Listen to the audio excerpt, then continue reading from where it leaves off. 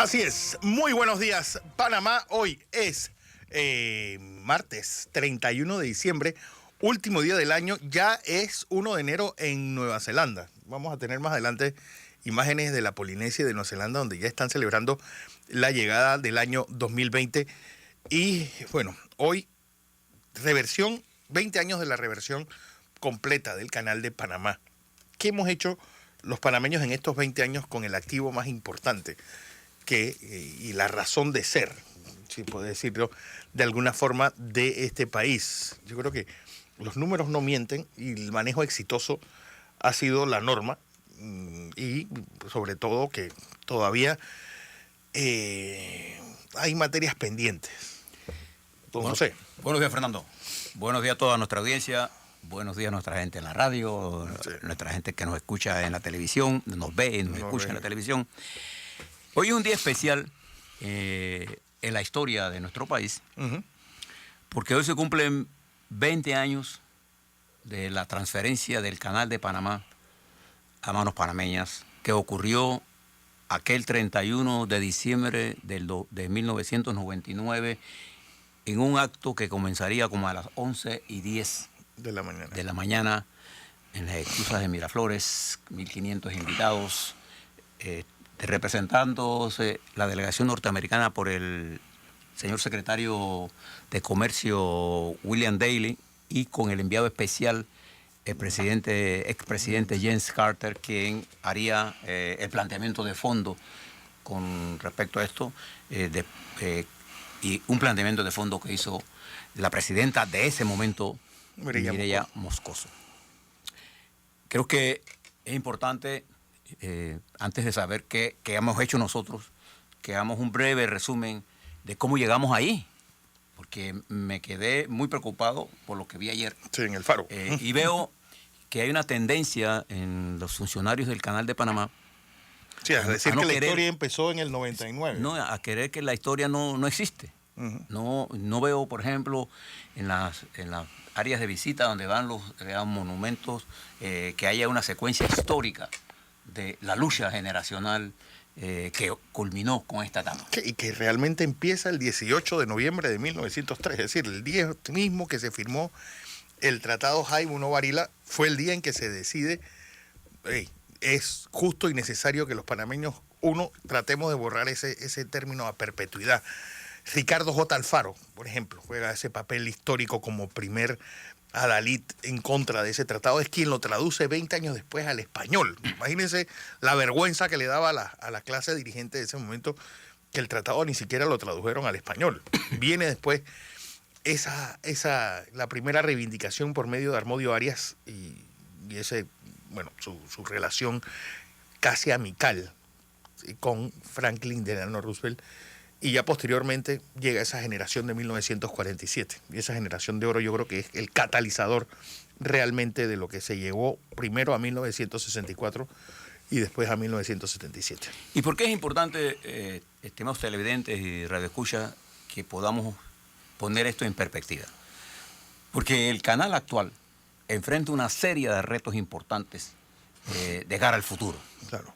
Particularmente en la nueva correlación de fuerzas que se abre en estos nuevos escenarios geopolíticos, que hay una distribución de las fuerzas hegemónicas en el mundo.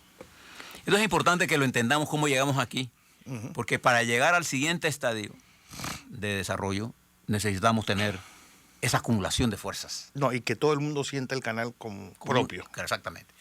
Entonces, si no, vamos a tener otra PDVSA u otra Pemex en ciernes. Entonces, hagamos un esfuerzo por entender que la geopolítica, como les he dicho a ustedes, parte de la geopolítica tiene que ver con la geografía física. ¿Y qué dice la geografía física de Panamá? Nosotros somos el estrecho de comunicación más corto entre dos masas de océanos de las más importantes del mundo, el Océano Atlántico y el Océano Pacífico. Y desde el 10 de enero de 1880, cuando los franceses decidieron comenzaron aquí y ya lo habían decidido anteriormente. Yo te digo que incluso desde que los americanos en 1850 decidieron hacer un ferrocarril ya nosotros teníamos esa vocación. Ya teníamos esa vocación. Solo que el ferrocarril tenía las limitaciones y esa era la tecnología de ese momento. Entonces, cuando usted mira eso y se pone a pensar en el Panamá de esa época, de 1900, póngase a pensar que los franceses abandonaron esa construcción. Nosotros éramos un país de 250.000 habitantes. Metido y sumido en una guerra civil. Que no era nuestra. Que Colombia tiene 8 grandes guerras civiles durante el periodo del siglo XIX. Bueno, esta fue la más sangrienta de todas. 100.000 muertos se calcula que costó la guerra de los 1000 días. Y bueno, para hacerle un ejemplo, teníamos menos de 250.000 de habitantes en el país. Y el día de la batalla del Puente de Caledonia murieron más panameños que en la invasión. Sí. Y fíjese que es precisamente esta situación que le estoy narrando. Colombia había discutido el tratado de Ranjay, que no lo ratificaron. Panamá estaba sumida en la miseria, sí. No había forma de salir de esto. Los hombres que nos precedieron a nosotros, los panameños, en ese momento tomaron una decisión histórica. Porque la contradicción central que se dio entre nosotros y Colombia, porque Colombia estaba con su mirada hacia adentro de Colombia con los problemas que tenían, y nosotros teníamos la mirada hacia afuera, hacia el comercio mundial. Y nuestros hombres y mujeres de esa época decidieron aliarse con los Estados Unidos para buscar una salida. Y ahí es donde Colombia pierde lo que los geógrafos llaman la cabeza del gallo. De la Nueva Grenada. Todavía está ahí. La cabeza del gallo es Panamá. Y todavía sale en el escudo, ¿no? Sí. Entonces, esa contradicción fundamental se dio porque nuestros hombres de ese momento entendieron el papel de Panamá. No voy a entrar a juzgar ahora todos los hechos, sino yo lo que quiero es darle cuenta a ustedes que nosotros nos dimos cuenta de una cosa importante. En la geografía, en la geopolítica mundial, nuestra geografía física jugaría un papel importante. Y nuestra geografía humana va a ser moldeada, se va a seguir moldeando después del ferrocarril, el intento francés, con la construcción del canal en manos norteamericanas. Se va a crear una mano de obra que viene de afuera, de los países antillanos, afroantillanos y europeos, norteamericanos. Y entonces surge... Un ingeniero japonés incluso. Sí, surge una especie de mezcolanza de razas. Y entonces Panamá se convierte, en la construcción del canal, en un crisol de razas. Eso es otra característica de la geografía humana panameña, que va a tener un papel importante. Porque si no fuera por el canal, nosotros estuviéramos tocando las marimbas centroamericanas y estuviéramos comiendo tortillas. Esos hombres nos llevaron a nosotros a otro mundo. Desde el periodo de 1903, y fíjense la fecha que les voy a señalar, hasta el 9 de enero de 1964, Panamá luchó siempre en la etapa de revisar los tratados. Se produjeron varias revisiones a los tratados. La más importante es la Ramón Eisenhower. Bruno Varila. Hubo varias, y dentro de ese surgieron un grupo de panameños a lo largo de, generaciones de panameños luchando por la eliminación del colonialismo. Y así se formó toda esa... hombres y mujeres que impulsaron con la cultura, con las letras, una Amelia Denis de Casa, un Eusebio Morales, Ricardo Lefebvre, Ricardo Miró, surgieron todos estos hombres, Argote, que lucharon, y ya anteriormente lo había hecho don Justo Rosemena en el Estado Federal. Los hombres de esa época formaron y tomaron el bastión de la lucha anticolonial que va a representar la presencia norteamericana en nuestro país. Los Estados Unidos era un poder hegemónico en nuestra patria. No habría que hablar, cuando antes a la gente habla de la invasión del 89, se olvida que los Estados Unidos estuvo mandando aquí. 6 veces invadieron Panamá. Entraron en Panamá. Y que a lo largo de eso, en esa fusión de cosas surgieron hombres, Carlos Francisco Chamarín, Marta Matamoros, hombres y mujeres, Sara Sotillo. Todos estos hombres, Jorge Illueca, Aquilino Boy, todo este grupo de intelectuales Carlos Arellano Lennox, Carlos que van Zúñiga. forjando la lucha. El doctor Arnulfo Arias Madrid, que en el año de 1941 es depuesto, y no fue depuesto porque fue a una mano, no, fue depuesto porque él estaba opuesto a declarar la guerra al eje, entre otras cosas. Y estaba opuesto... Armar los barcos panameños antes de que entráramos en guerra. Exactamente, y además él estaba opuesto al establecimiento de bases militares. Arnulfo Arias viene a llenar ese espacio de nacionalismo que mueve entonces masivamente la población en el sentido de tener nuestra propia personalidad. Entonces la lucha anticolonial, Fernando, se convierte En la razón de ser. en la religión que une a los panameños, como lo va a señalar posteriormente Omar Torrijos Herrera. En ese periodo, hasta el 64, los panameños todos nos deteníamos en la lucha de querer modificar el tratado. Que se diera más, la anualidad subiera. Y los Estados Unidos nos estaba dando por ahí cerca de 250.000 dólares. Con los tratados de Remón ese dólar se subió a $1.900.000 anuales. Eso es lo que nos daba los Estados Unidos por el canal. Pero a partir de los acontecimientos del 9, 10 y 11 de enero, se produce un cambio, un giro en la historia nacional. Y pasamos de la etapa revisionista a la etapa abolicionista de los tratados. Para que vean la dimensión del hecho, el señor Roberto Fecciari y el gobierno de ese entonces es el único gobierno latinoamericano que ha roto relaciones con los Estados Unidos.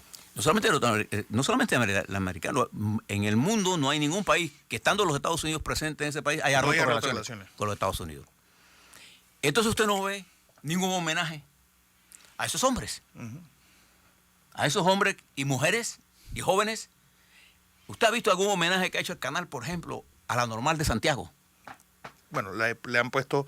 Realmente yo estuve en Santiago y yo creo que no hay mejor lugar para poner ese centro de visitantes virtual, para que la gente del interior empiece a entender el canal. Y lo hicieron en Santiago de Aragua, muy cerca de la catedral. Yo creo que ahí sí, ese es el gran tributo que el canal le hace a un centro que fue caldo de cultivo de esa lucha generacional que estás hablando, porque no hay duda. El la Normal Instituto de Santiago tiene un papel importantísimo, un rol muy importante en la formación de Materno Vázquez, de Rómulo Escobar, de Ganori, tanta gente que pasó por esas aulas. Y surgieron muchos panameños que en 1947, cuando el rechazo de los tratados Philos-Hines dieron paso a la generación de lujo de Panamá.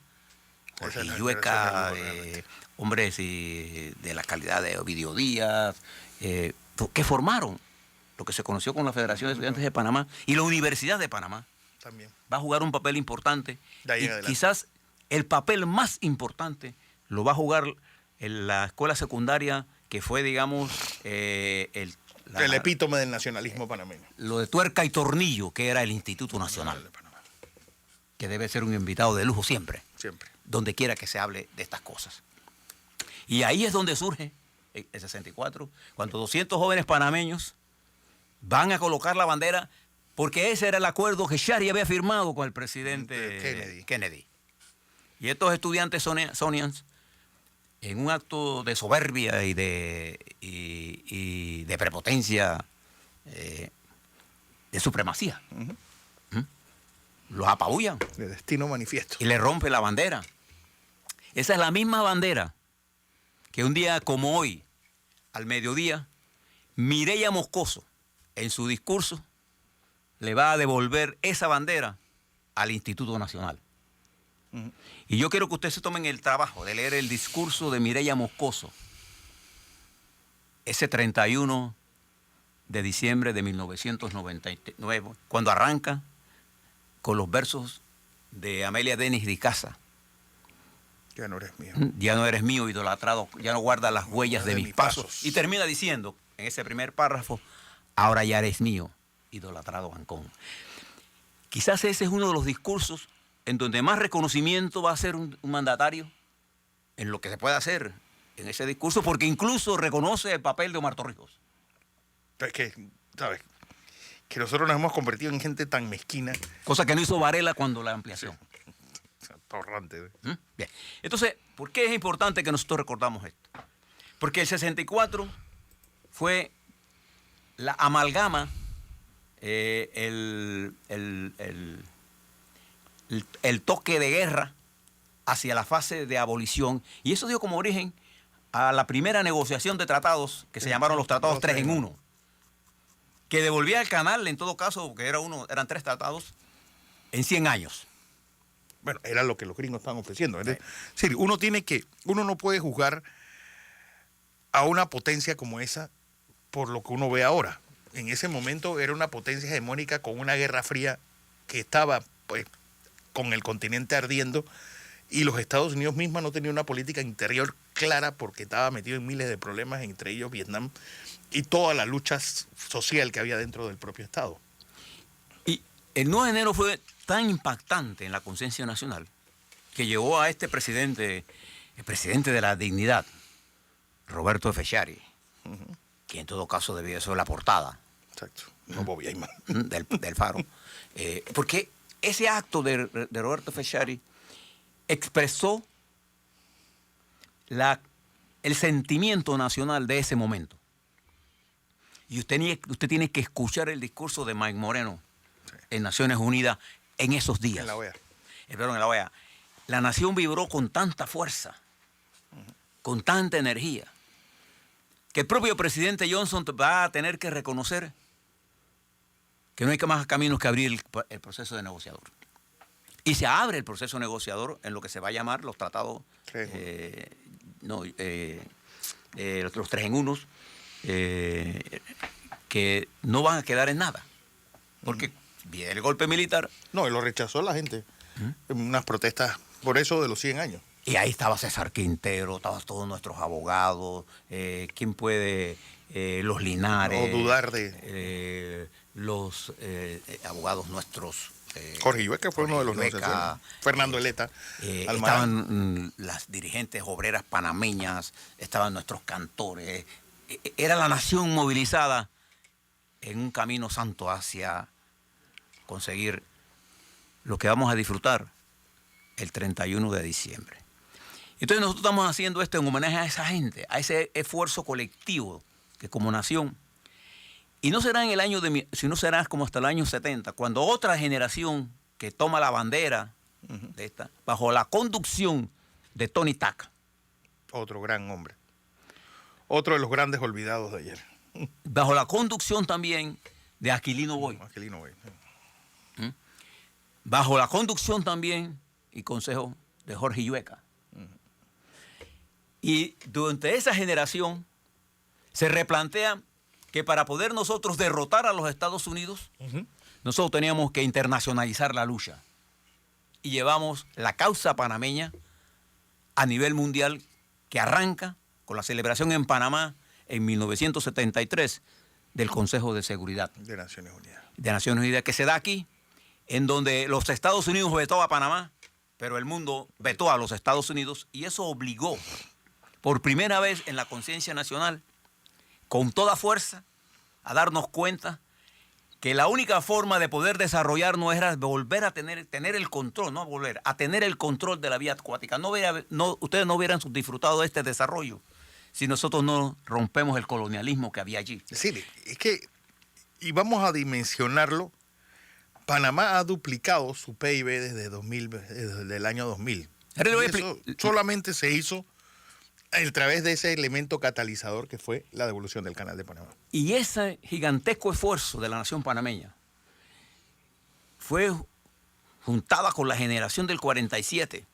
y montamos un equipo negociador bajo la conducción de Omar Torrijos como líder del país, pero bajo la conducción intelectual de uno de los grandes dirigentes políticos de este país, Rómulo Escobar Betancourt, acompañado de hombres de la calidad de Aquilino Boy, Carlos Alfredo López Guevara. Primero también estaba Tony Tack, acompañado de Gabriel Lewis Galindo, acompañado del doctor Aristides Rollos, del doctor Adolfo Ahumada, del doctor Omar Jaén Suárez, del ingeniero Cano, del ingeniero Zambrano, el doctor Barleta, del arquitecto Edwin Fábrica, de ese gran economista que entró de último a las discusiones, no, que estaba allí, sí. Pero nosotros no comenzamos a discutir la parte económica de los tratados.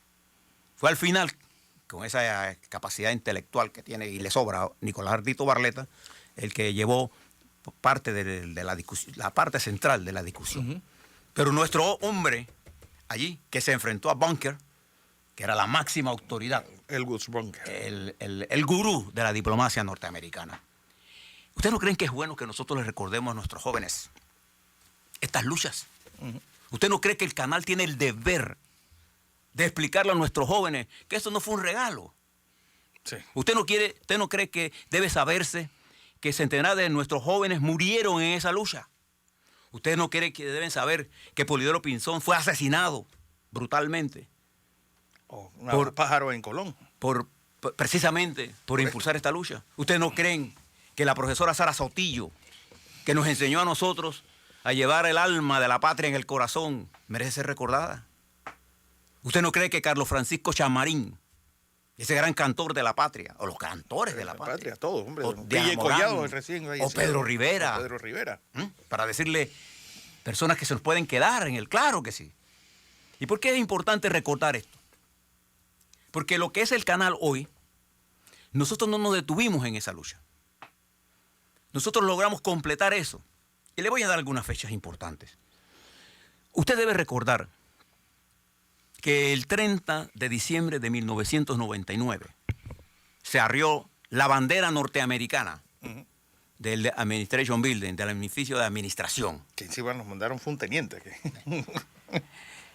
Y esa bandera, al día siguiente, la última bandera norteamericana se la entregó Simón Ferro, embajador de los Estados Unidos, a Mireya Moscoso, presidenta del país. Y en ese evento, el presidente Carter, haciendo uso porque fue el presidente, gracias a él, a esa capacidad de ética que tenía como presidente, que tuvimos el canal. Y aquí vinieron generales como Verdon Walter a reconocerle al general Torrijos y que querían conocer a Omar Torrijos porque querían conocer al general que los había derrotado. Y el general Torrijos les dijo: yo no los derroté. Fue nuestro pueblo el que los derrotó a ustedes. ¿Y yo por qué le quiero decir esto? El canal, y ahora lo voy a hablar en la otra parte de esto, necesita enfrentar grandes riesgos, nuevos retos. Y no lo va a hacer solo. No lo puede hacer solo. El espíritu colonialista que aún prevalece en alguna gente en el canal debe dar paso a entender que solo cuando nuestros jóvenes, cuando nuestros muchachos entienden estas luchas, se sienten panameños, se sienten orgullosos. Le voy a narrar lo que me pasó a mí este 3 de noviembre en la primera marcha que se hace en Howard, la base militar aérea. El primer desfile patrio. Exacto. Cuando un niño, y yo le pregunto a un niño de 9 años, y me llenó casi me saca las lágrimas, diría me las sacó. Cuando yo le pregunto: ¿tú sabes por qué tú estás aquí? Y él se me queda mirando, claro, oye, ¿y por qué? Bueno, porque nosotros votábamos a los gringos. Ah, sí, ¿y cómo tú sabes eso? Es que mi papá era del proceso, mi abuelo era del proceso, me dice el niño. Digo, ¿y tu papá? Dice, no, mi papá no era del proceso, pero mi abuelo sí. Y es el que me contó la historia, que esto estaba de gringo, ahora estamos nosotros aquí. Quédate para que nos vea bailar. Era el primer espectáculo de niños. Mira ese mensaje de ese niño de 9 años. Entonces, cuando uno le cuenta la historia a nuestros niños, es cuando nosotros les hacemos conciencia, señores del canal, que el canal no es de ustedes. Sí. El canal. Y así fue porque los Estados Unidos nos la entregó, porque la doctrina militar norteamericana logró a comprender que el canal no tenía defensa si no contaba con el cariño y el amor de los panameños. Simplemente. Los tratados se resolvieron cuando resolvimos el problema de la neutralidad. Y resolvimos el problema de la defensa del canal de Panamá. Y no todos estuvimos de acuerdo con los tratados, aunque después fuimos al referendo a decir que sí, porque la enmienda de Conchino estableció una causal seria. Y fue Gabriel Lewis Galindo. ¿Usted no cree que Panamá debe saber eso? El que le dijo al presidente Carter que esa enmienda no podía ir. Y él se fue, él directamente como embajador de Panamá, al despacho del presidente Carter, le dijo: tú le tienes que mandar una carta al Senado. Y rechazando eso. Y eso fue lo que pasó. Él, que no es de izquierda, no, es un hombre pro norteamericano, pero antes que nada, Gabriel era y es un panameño. Y voy a terminar aquí, porque Panamá enfrenta grandes retos. Ayer hablaba con Zamorano, el periodista de la AP, y me preguntaba, Blandón, ¿cuáles son los grandes retos del Canal de Panamá. Entonces yo le decía a él, mira, lo primero es que entiendan los que dirigen este país, el papel que juega el canal como elemento fundamental de la geopolítica mundial. Primero que lo entiendan. Segundo, que entiendan las cosas que están. El canal necesita agua y el canal necesita diversificar sus actividades, tener creatividad frente a las nuevas competencias que vienen. El Ártico se va a abrir. Se va a abrir en los próximos 20 años. Los ciclos de cambio son más. Entonces nosotros, los panameños, tenemos que pensar. Y estamos entretenidos en pendejadas. Y termino aquí. El 31 de diciembre de 1999, estando yo en mi casa, porque yo no participé de los actos, igual que cuando entramos al canal, yo me quedé con Torrijos y no entré al canal, entramos después.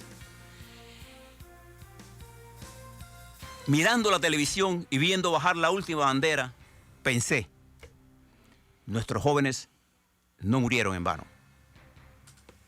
Y le agradecí a Omar Torrijos el haber jaloneado el último tramo, dirigido el jalón del último tramo, porque él no fue el actor principal de esa conquista. Él fue el dirigente del último tramo. Los hombres y mujeres que ya nos antecedieron, que dieron su vida, que tuvieron la valentía de enfrentarse a la metralla del colonialismo, escribieron con honor y gloria la historia que hoy debemos sentirnos orgullosos. Así es.